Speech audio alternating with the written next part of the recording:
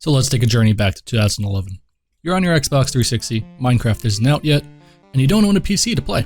So you begin looking to a game similar to the block building experience to scratch that itch. You stumble across a game called Total Miner. On the surface, it looks like Minecraft, but upon playing, you realize it's actually different. And if you were anything like me, Total Miner turned out to be one of your favorite and most played games, even after the launch of Minecraft on the Xbox 360.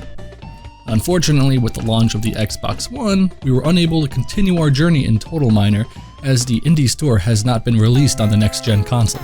So for me, it was forgotten and left behind.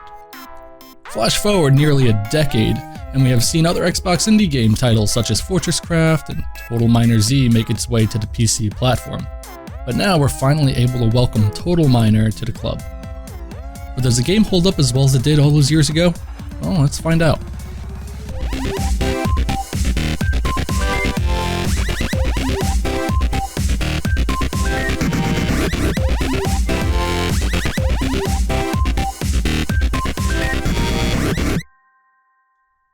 So our journey begins here in the menu. As of the date of this video, multiplayer has not yet been added, although development has recently continued with a roadmap.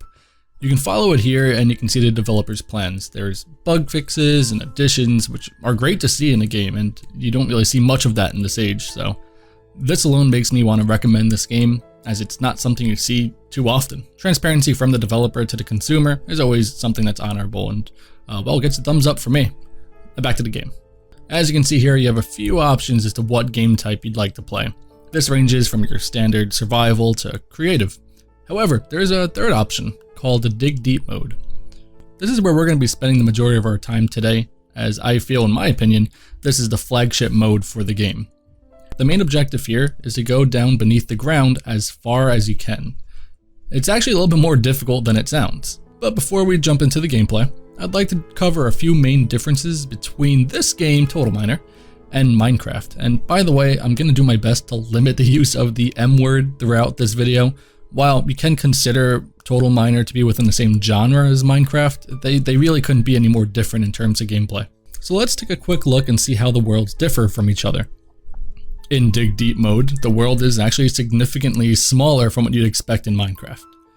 While in Minecraft technically has an infinite world, Total Miner is a much smaller world, being 512 by 512, which in my opinion is perfectly fine. There's tons and tons to explore in the Total Miner world.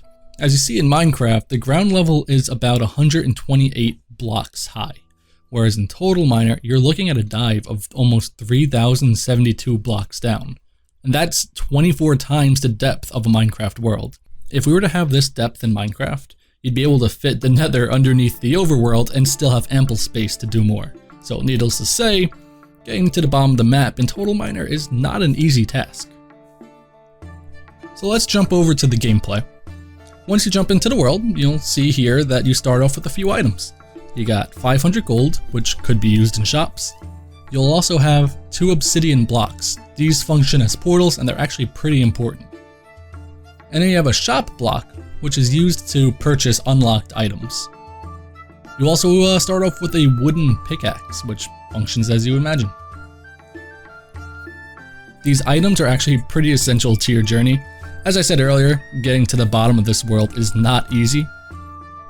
And one of your first roadblocks that you're gonna find is you're not able to mine many blocks. This is because you're gonna have to level up your skills, just as you would in, say, an Elder Scrolls RPG. The more you mine, the higher your mining level will go up, and that means the more you'll be able to mine. The higher your attack skill, better the weapons you can equip, and the more damage you can do. The same goes for cooking, looting, building, and many of the other essential skills in this game. I felt that the leveling process didn't take too long, as I was leveling all my essentials just from simply playing the game. The shop feature was a great addition, as you can purchase items that you unlocked as opposed to just crafting them. So if crafting isn't your style, this tool is great for you. You could also sell items as well, so if you have extra grass blocks or stone blocks that have no purpose, you can just sell them for a profit and purchase a pickaxe to help you on your journey. One quick tip from me if you're new to this game, the obsidian that you're giving could sell for about 2,000 gold. As tempting as it is, do not sell these, as they are really important. Obsidian blocks function as portals, So you'd like to have at least one obsidian block in your house, and then have one on you when you're in a cave so you can escape quickly if need be. Since you're going to be extremely deep underground, it could really become a burden to walk all the way back up, so the obsidian block will come in handy so you won't have to spend hours of backtracking your way back to the surface. Building a house is also extremely crucial to your survival, as there are many mobs in this game who will make quick work of you. At night, there's spiders, demons, orcs, goblins. There's even a snake archer thing that resembles a Naga from World of Warcraft, and many more that will have no problem killing you easily. So having a shelter in some form from these mobs will save you the headache of dying over and over again at night, at least until your skills have leveled up. And a quick note to the skills feature: if skills aren't your thing, and you'd like to be able to mine and wield everything right off the bat, you can absolutely turn that feature off. You'll still have to unlock all the items you want to use, but the level requirement is now gone. You could also increase the amount of experience you'll receive, and that will help you level up faster or slower if you prefer. So you can absolutely suit this game to your playstyle.